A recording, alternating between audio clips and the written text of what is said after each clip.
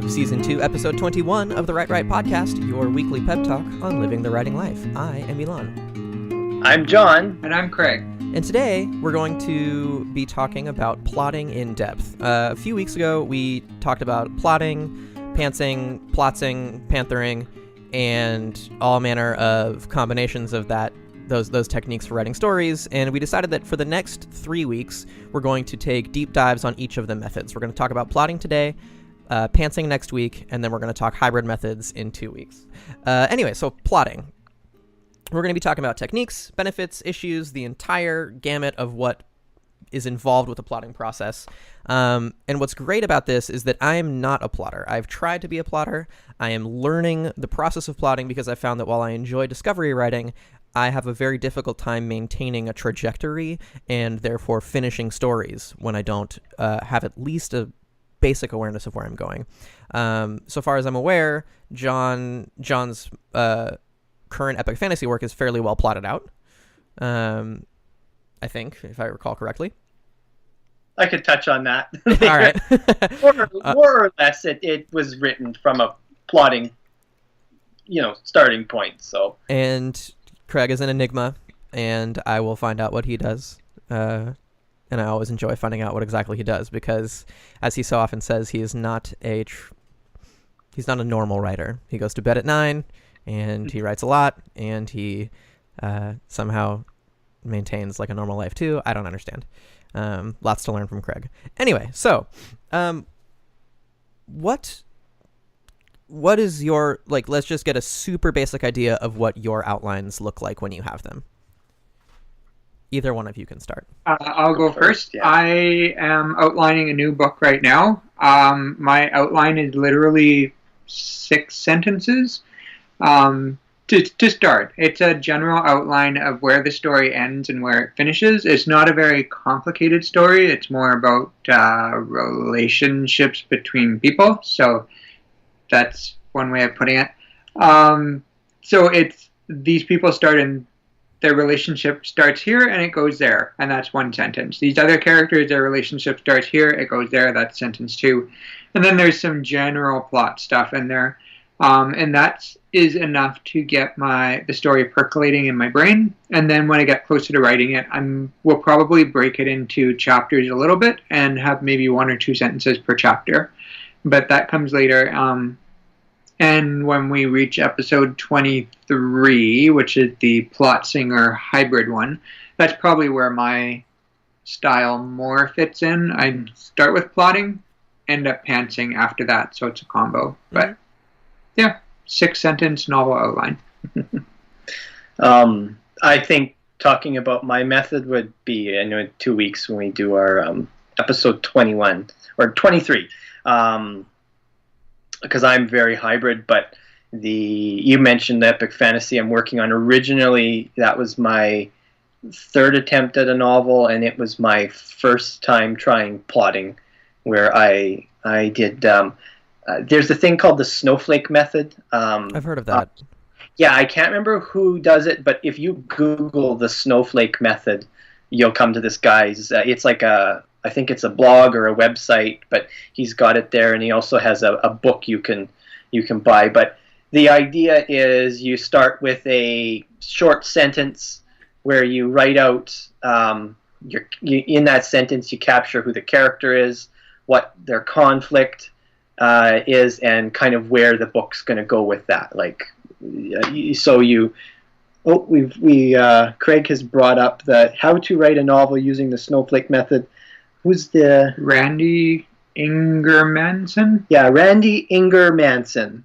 All right. I can put that in the liner notes because I've heard a lot of people talk about the Snowflake Method, and it's just all of these... I think that a lot of the outline methods come down to extrapolating.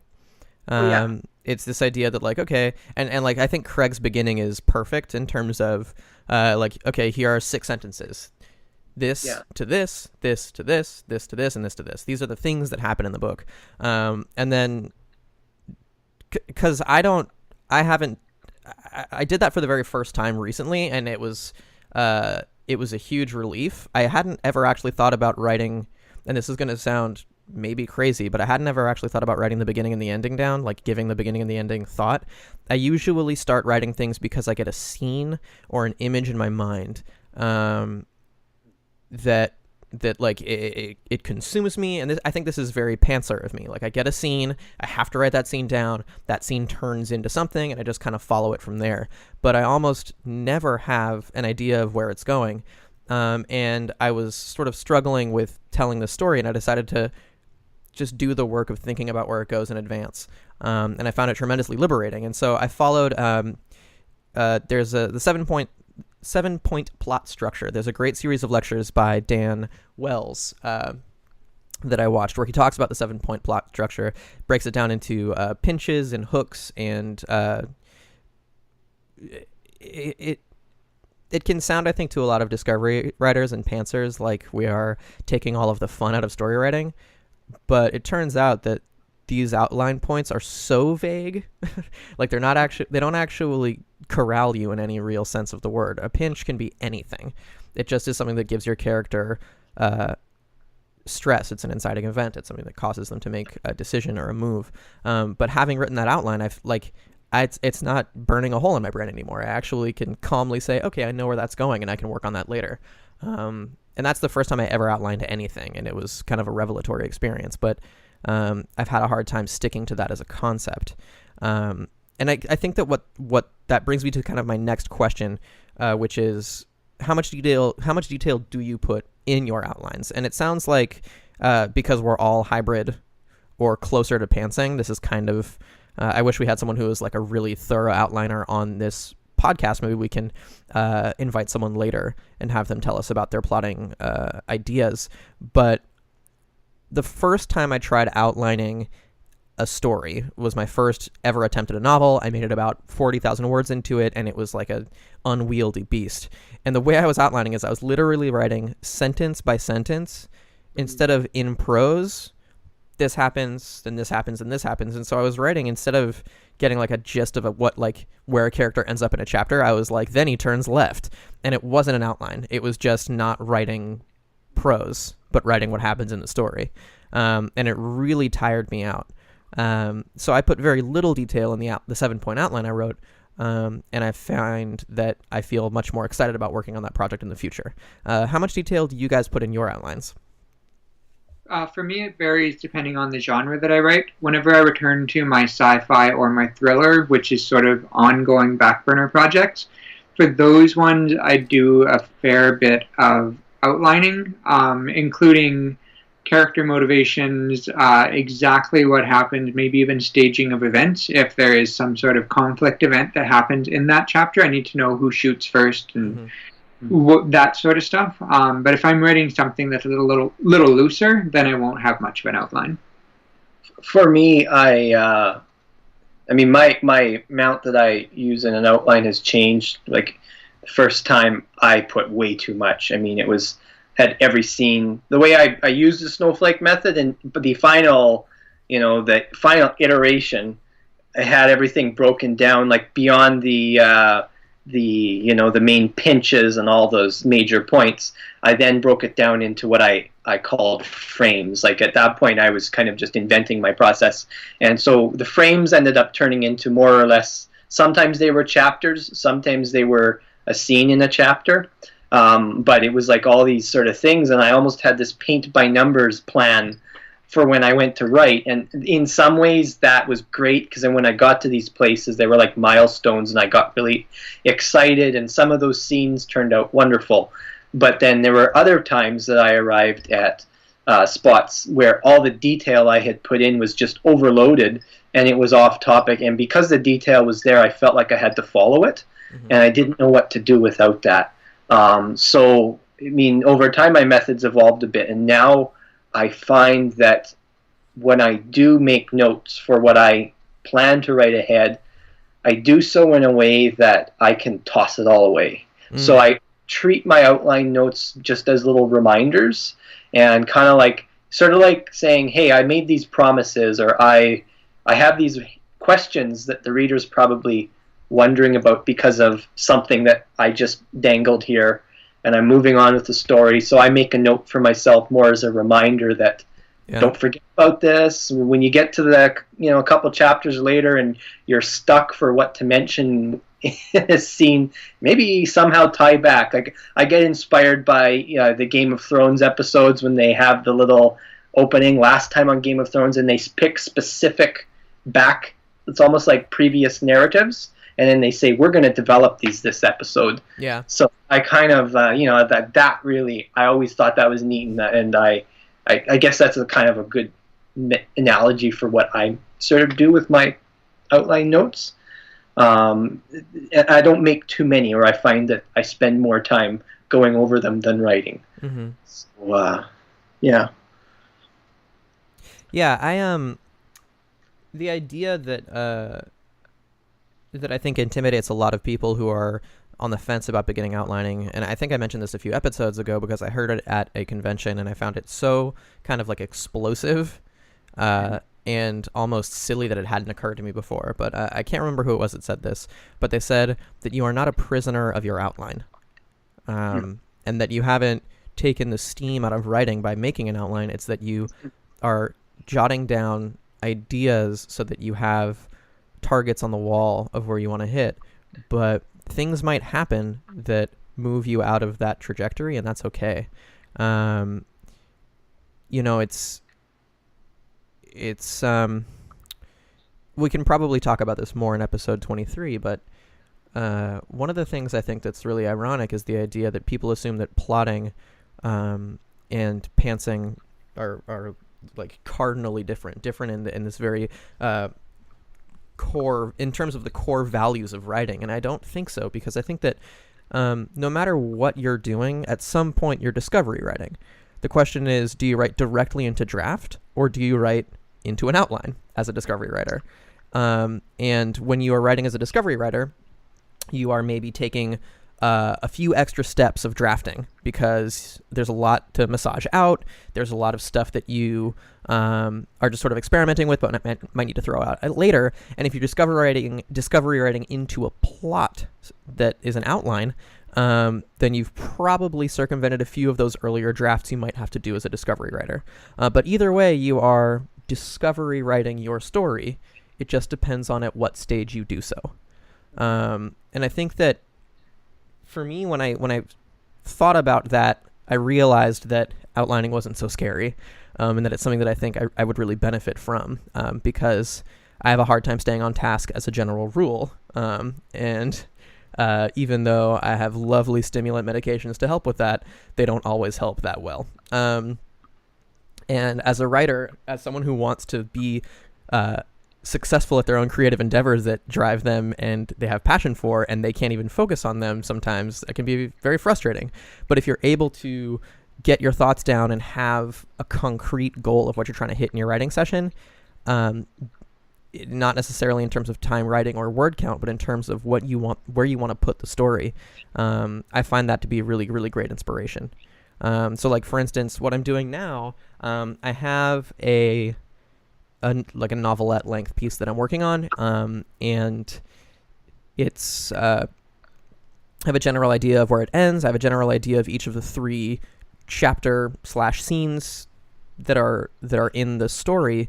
But I was on a roll, and I had to stop because it was too late at night. So I wrote 3 sentences in brackets about where I wanted the story to go next, just so that I wouldn't forget, and then I let it sit, and I didn't feel the burn like I needed to finish it, because otherwise I would forget.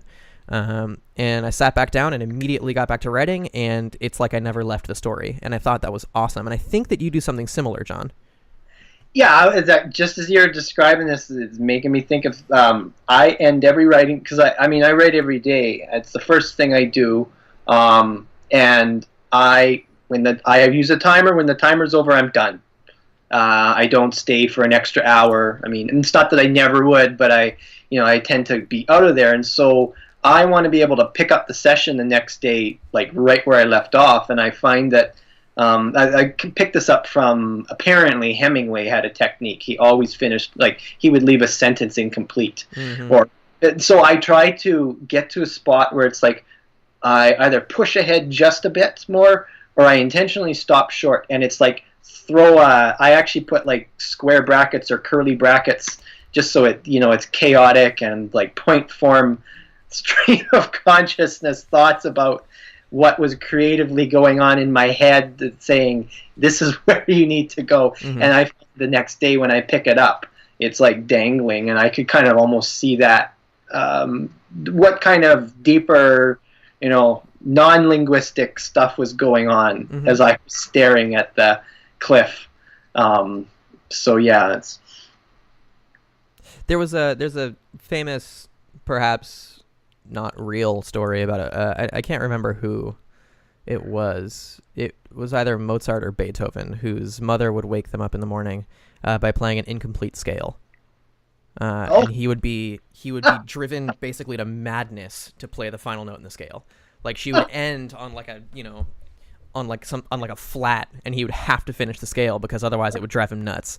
And while that sounds, it's like an interesting story, and whether or not it's based in fact is sort of irrelevant. The idea is kind of the same, where like, yeah, you leave yourself a treat in the form of a bug in your brain. I have to finish that sentence, and I'm excited to finish that sentence. And when you finish that sentence, you're already kind of in the zone. Mm-hmm. Because it's picking up where you left off. That's it's a neat way to do it. It would be hard, I think, for me to not finish a sentence as I'm writing. I don't know, Craig, can you do that? Can you not finish a sentence when you're working? Depends on what I'm working on. If it's non-fiction, totally, I can stop anywhere and pick it up. But if it's fiction, I generally have to finish the sentence. Yeah, that's a bold move. I find it hard to do, but it's just something that it's sort of like, I thought, okay, I'm going to try this out. And I just, more often than not, one of the things that I struggle with the most is getting started. I'll often mess around for a while. And the thing is, usually what'll start me is scrolling back, rereading some of the earlier chapter, or looking through notes, and then I'll start typing. But that can take a while. So that's why I found, if there's something incomplete, that kind of like, oh, well, I knew what I was typing, I'll start doing that, and then that's all it takes to get back into it. That's really cool. I'm going to try it. I'm going to try that. And I'll let you know if it causes me any kind of serious distress. You might notice about that. I mean, this is something I've found. Leaving that dangling and closing your manuscript and saying, I'm not touching this until whenever my next writing time is, it causes a story to percolate in your mind, and you think of it in all kinds of ways. So when you come back to the keyboard, not only do you have that sentence, but you may have additional ideas that'll just dump into the page, and then you have to deal with those when you start writing. Yeah, I mean, that makes sense. You leave that scale unfinished, and it burns a hole in your mind. Absolutely. So I have a couple of like practical questions because we're running low on time here.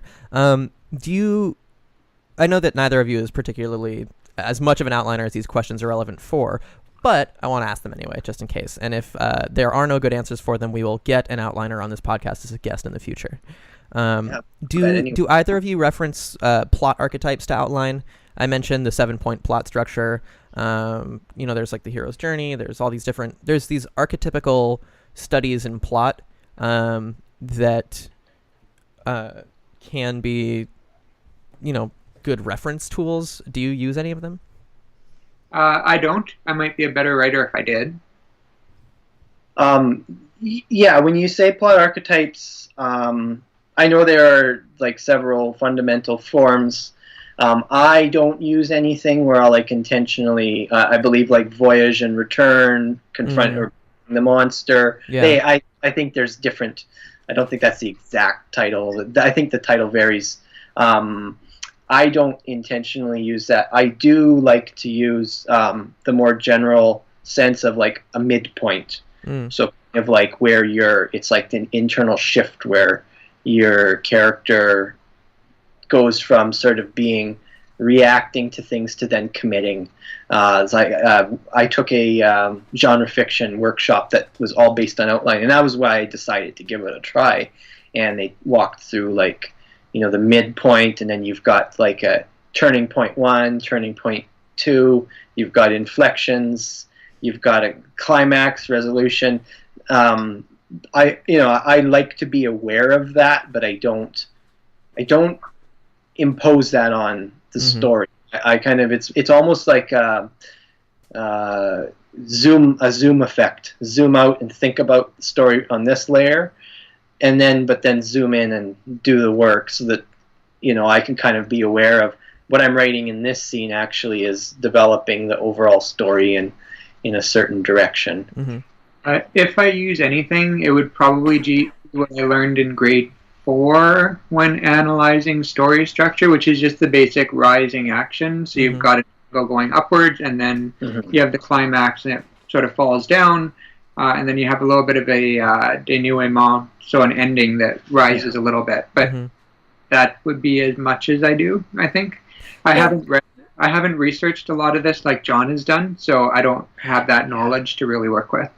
And I think like that's the thing. I find that the more I read a lot of books on fiction craft, and I find the more I read, the more this sort of sense of what's the perfect outline becomes a fuzzy cloud. There are a lot of commonalities, but there's a lot of wiggle room, and it's going to vary because these are created by people that analyze stories, and that analysis is based on the stories they've read and studied and their perspectives. So it's really just informing yourself of various things. One thing that I find that's sort of at the core and that I've really acquired is usually you have a protagonist. Well, I say usual because there are experimental forms. Yeah. And if I say this too certainly, someone will say, "Well, wait a minute, you didn't cover." Right, but so you've got protagonists. They have a desire, and they because of that they're trying to pursue something, and there's obstacles, setbacks, and so the story is really the rise and fall, and it usually escalates, and there's a big conflict. The protagonist will change in some way. They may or may not get what they want, and that has some kind of meaning, and there's the story complete. And if you have that in essence in some form, that allows you to have a story where the reader closes the book going, what a good book. Whereas you don't stick to this, it's really easy for your story to either wander off, or for the book to actually not end in a way, or it ends as something else entirely, and your reader's like, what just happened? What did I just do? Yeah. Yeah, that's. I mean, it's interesting because I think that a lot of the assumptions about plot, about narrative structure, and about archetypical stories are based on the Western canon, and there's been a lot of discussion in like the writosphere lately about how story archetypes actually can probably vary dramatically, given like different cultural source materials. But I think by and large there are sort of consistencies about human experience that can't really be you can't really move too far from there, or else your story is not a story. So I think that at the end of the day, you're right, there is this whole notion of like a character, which can mean any number of things. It doesn't necessarily have to be a protagonist, but a character who has a desire or need, and pursues that desire or need, and succeeds and fails and whatever, leading to that climactic action. So plotting is good, can be difficult, but has a lot of value. And I think I was going to ask about process stuff, but I don't think that we're the crew to answer that. So I'm gonna. I think that that maybe in the next batch of episodes we record, we'll see if we can find a real outliner and pepper them with questions about why they do what they do and how they do it. Or it'd be plotting part 2. Yeah, that sounds good. And then so we're past time, as we often are in this podcast. So John's got a recommended book. And this is one we've already recommended, so I believe you have 2 recommendations this time, if I'm not mistaken. I guess one recommendation I could reiterate on is the Snowflake Method, to go and check that out. it's a really it's easy to pick up. You don't have to understand a lot of theory behind plot structures and all that. It's just a different way to work on your story from like take it from one sentence to a whole list of scenes that you're going to end up writing. What was his? Did you still have the name for that? The website? Yeah, it was Randy. I mean, if you Google it, it was 3 words. I'll write it down in the liner notes. Yeah, I know. Well, Randy, there you go. So the Snowflake Method, Randy, you'll find it. But the Randy Snowflake Method might get you something different. So be careful. I'd be curious if there's a website out there. Okay. Anyway, so the other one is a book I recommended before. It's 2K to 10K by Rachel Aaron. And the reason I recommend that is, I mean, she talks about how to improve your word count, but it's from the perspective of how do you make notes and essentially plot out what you're about to write, so that when you write, you can dive into that and not be hitting a wall. And most of the things that slow us down is we're trying to think about whether what we're writing next is the right thing or not. So it's interesting to get her perspectives on how outlining has sped up her process. And she's, I think, a core outliner and gives a lot of different, easy to do instructions for writers. That's not too heavy on the big formal outline.